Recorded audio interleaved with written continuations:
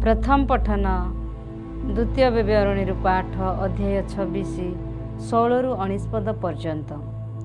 तुम्हें माने तुम प्रभु परमेश्वर पवित्र प्रजामंडली हेब। आज तुम्हारा प्रभु परमेश्वर यही सकल नियम और व्यवस्था पालन करने को आज्ञा दे अछंती। एणु तुम्हें माने पूर्ण हृदय और पूर्ण प्राण रे से गुड़िक पालन करिबो।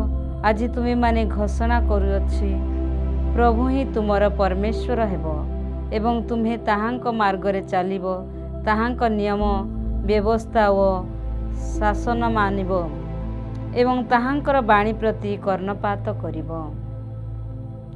प्रभु भी आज प्रतिज्ञा करि अछंती, जदि तुम्हें ताहांकर मनोनीत प्रजामंडली हेबो एवं ताहांकर सकल व्यवस्था पालन करिबो, तेबे से तुम मानकु प्रशंसा ख्याति और महिमारे ताहांकर सकल जाति अपेक्षा श्रेष्ठ करिबे। एवं तुम्हें माने परमेश्वरंक पवित्र प्रजामंडली हेबो। यह ईश्वरंक वाक्य। ईश्वरंक धन्यवाद। साधु माथ्यूंक लिखित सुसमाचार पाठ अध्याय 5 पद संख्या 43 रु 48। एहा कुहा जाइथिबा तुमे शुणिअछ, प्रतिवेशी को प्रेम कर एवं शत्रु को घृणा कर। मात्र मु तुम्भमानंकु कहे, तुमर शत्रु मानंकु प्रेम कर एवं जो माने तुमको निर्यातना दियंती सेमानंक निमंते प्रार्थना कर।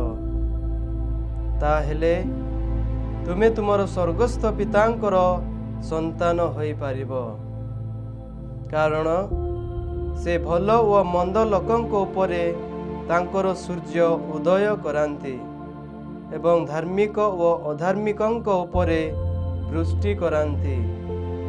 जो माने तुमको प्रेम करंती केवल सेमानंकु तुमे प्रेम कले कि पुरस्कार पाइबो।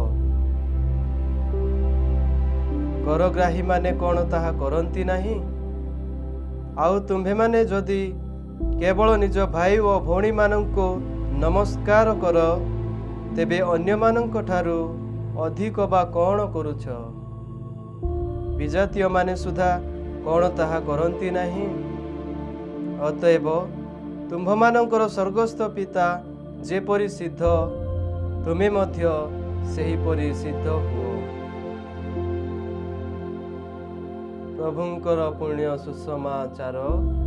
हे प्रभु जीशु ख्रीष्ट, तुम्हारा प्रशंसा।